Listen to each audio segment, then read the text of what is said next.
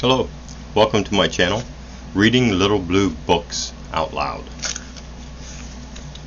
This is the current little blue book we are reading. I know it's red, but you can see it is a little blue book, and it is number 1170, Funny Ghost Stories Told After Supper, written by Jerome K. Jerome. This is part 2.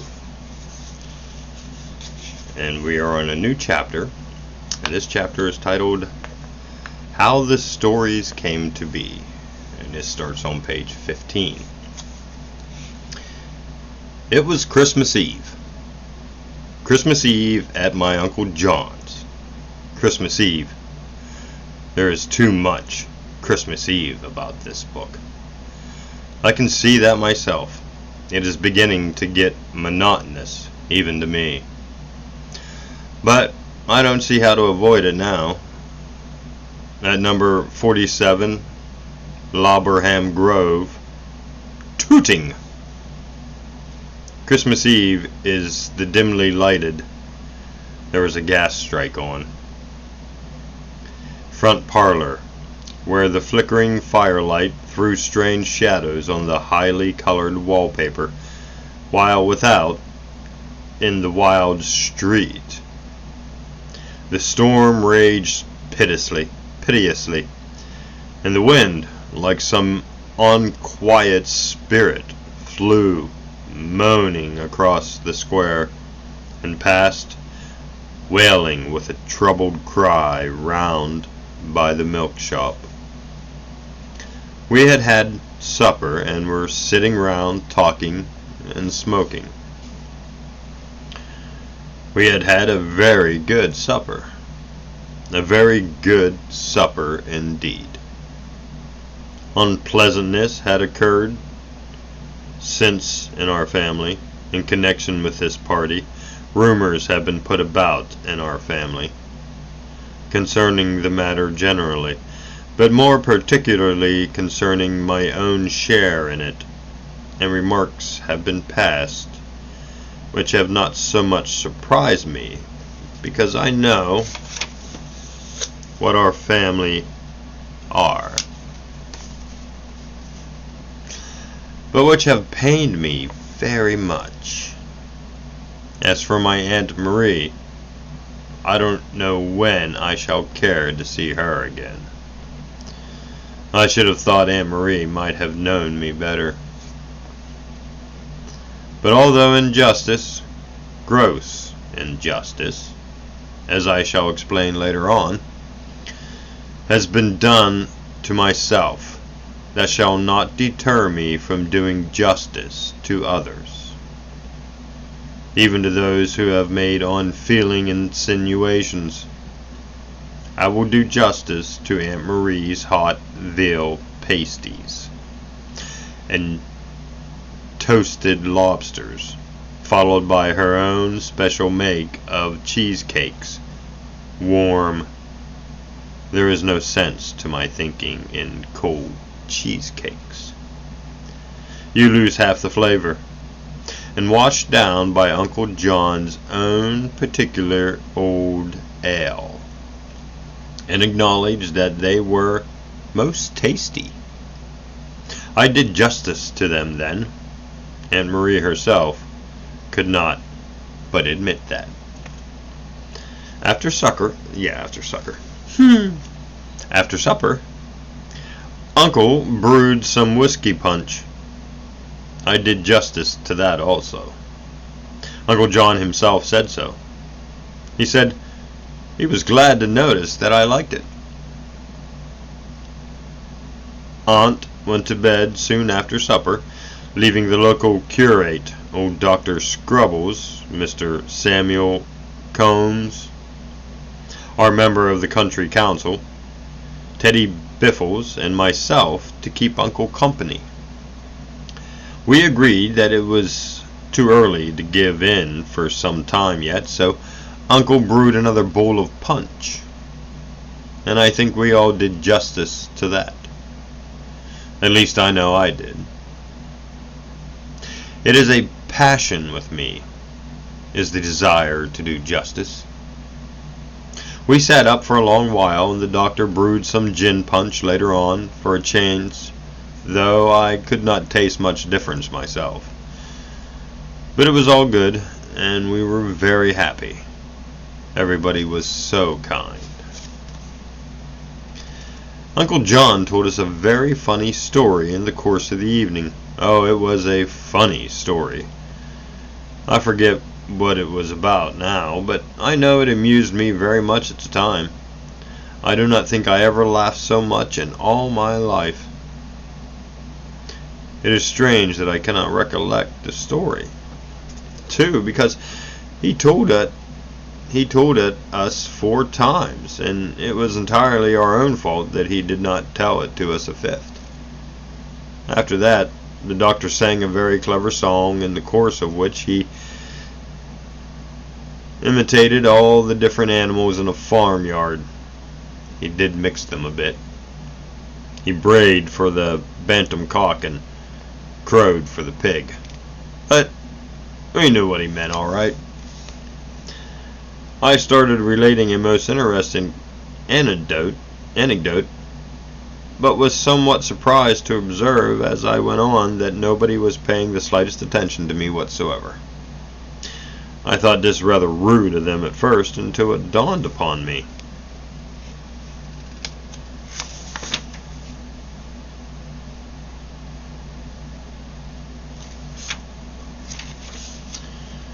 That I was talking to myself all the time, instead of out loud.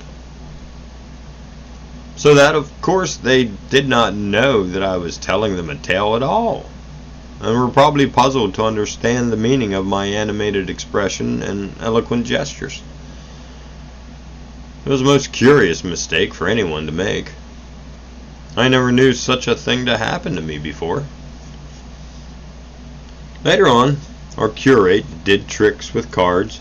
He asked us if we had ever seen a game called the 3-card trick. He said it was an artifice by means of which low, unscrupulous men, frequenters of race meetings and such like haunts, swindled foolish young fellows out of their money. He said it was a very simple trick to do. It all depended on the quickness of the hand. It was the quickness of the hand deceived the eye. He said he would show us the imposture so that we might be warned against it and not be taken in by it, and he fetched Uncle's pack of cards from the tea caddy, and selecting 3 cards from the pack, 2 plain cards and 1 picture card, sat down on the hearthing and explained to us what he was going to do. He said, "Now I shall take these 3 cards in my hand, so, and let you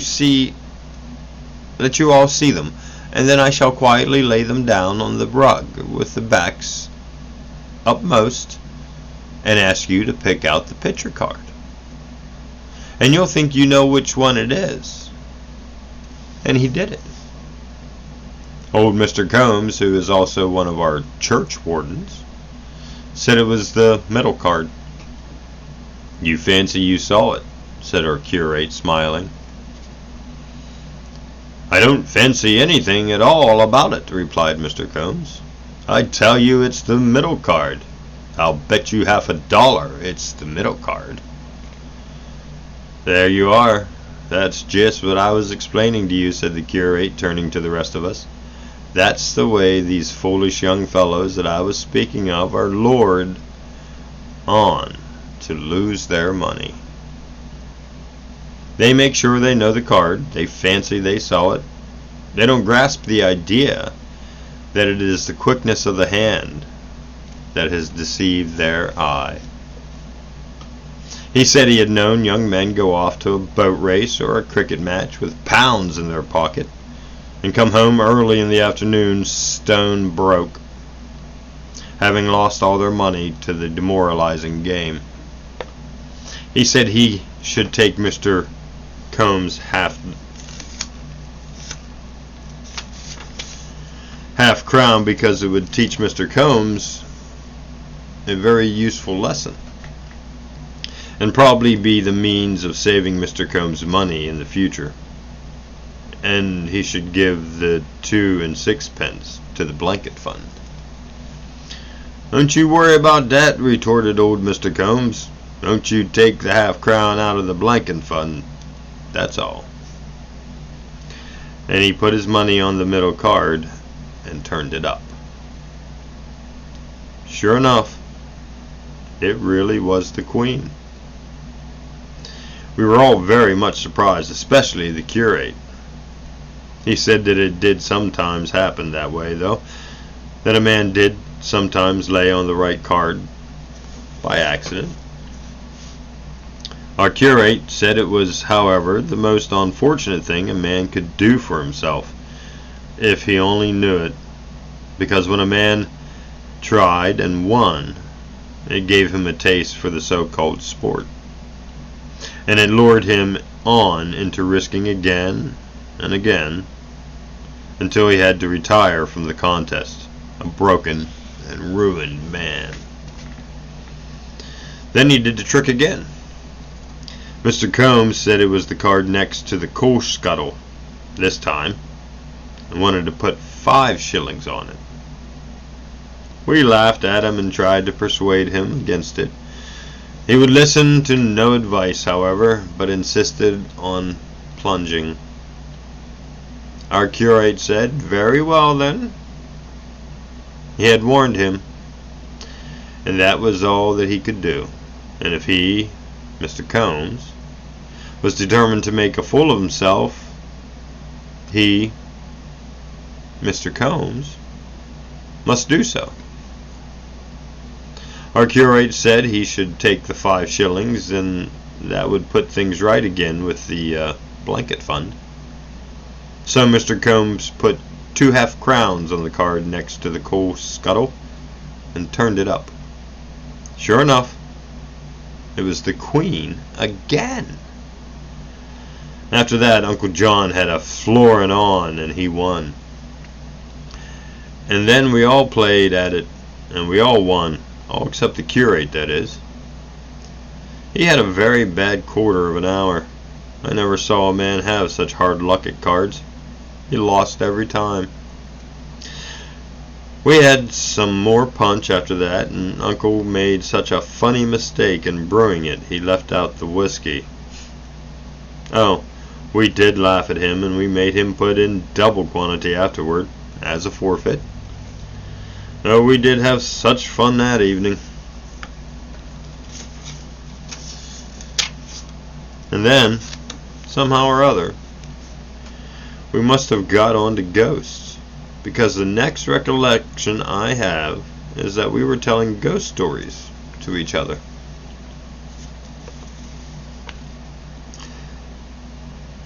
Teddy Biffle's story. Teddy Biffles told the first story. I will let him repeat it here in his own words. Do not ask me how it is that I recollect his own exact words, whether I took them down in shorthand at the time, or whether he had the story written out and handed me the MS afterwards for publication in this book, because I should not tell you if you did. It is a trade secret.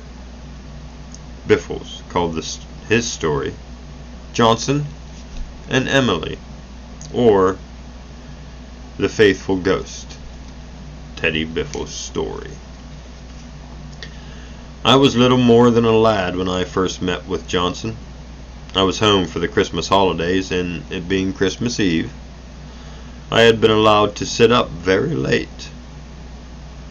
On opening the door of my little bedroom to go in, I found myself face to face with Johnson, who was coming out. It passed through me, and uttering a long, low wail of misery, disappeared out of the staircase window.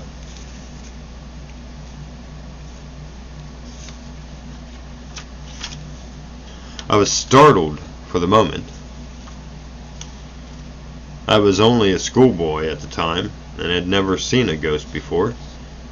Felt a little nervous about it, going to bed, but on reflection I remembered that it was only sinful people that spirits could do any harm to, and so tucked myself up and went to sleep. In the morning I told the pater what I had seen. "Oh yes, that was old Johnson," he answered. "Don't you be frightened of that. He lives here." And then he told me the poor thing's story.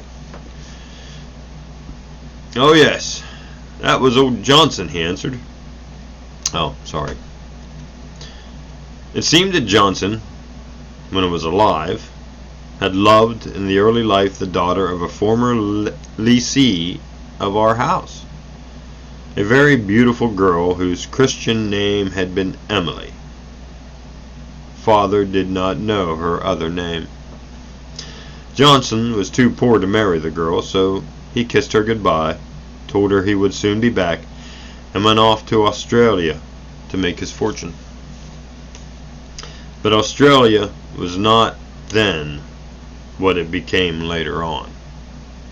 Travelers through the bush were few and far between in those early days, and even when one was caught, the portable property found upon the body was often of hardly sufficiently negotiable value to pay the simple funeral expenses rendered necessary. So that it took Johnson nearly 20 years to make his fortune. The self-imposed task was accomplished at last, however, and then, having successfully eluded the police and got clear out of the colony, he returned to England full of hope and joy to claim his bride. He reached the house to find it silent and deserted. All that the neighbors could tell him was that soon after his own departure, the family had, on one foggy night, unobstentiously disappeared, and that nobody had ever seen or heard anything of them since. Although the landlord and most of the local tradesmen had made searching inquiries, poor Johnson, frenzied with grief, sought his lost love all over the world, but he never found her, and after years of fruitless effort, he returned to end his lonely life in the very house where, in the happy bygone days, he and his beloved Emily had passed so many blissful hours. He had lived there quite alone, wandering about the empty rooms, weeping and calling to his Emily to come back to him, and when the poor old fellow died, his ghost still kept the business on. It was there, the pater said, when he took the house, and the agent had knocked £10 a year off the rent in consequence. After that, I was continually meeting Johnson about the place at all times of the night, and so indeed we were all. We used to walk round it and stand aside to let it pass at first, but when we grew more at home with it, and there seemed no necessity for so much ceremony, we used to walk straight through it, and you could not say it was ever much in the way. It was a gentle, harmless old ghost, too, and we all felt very sorry for it, and pitied it. The women folk, indeed, made quite a pet of it for a while. Its faithfulness touched them so. But as time went on, it grew to be a bit of a bore. You see, it was full of sadness. There was nothing cheerful or genial about it. You felt sorry for it, but it irritated you. It would sit on the stairs and cry for hours at a stretch. Whenever we woke up in the night, one was sure to hear it pottering about the passages and in and out of the different rooms, moaning and sighing, so that we could not get to sleep again very easily. And when we had a party on, it would come and sit outside the drawing room door and sob all the time. It did not do anybody any harm exactly, but it cast a gloom over the whole affair. Oh, I'm getting sick of this old fool," said the pater one evening. The dad can be very blunt when he is put out, as you know.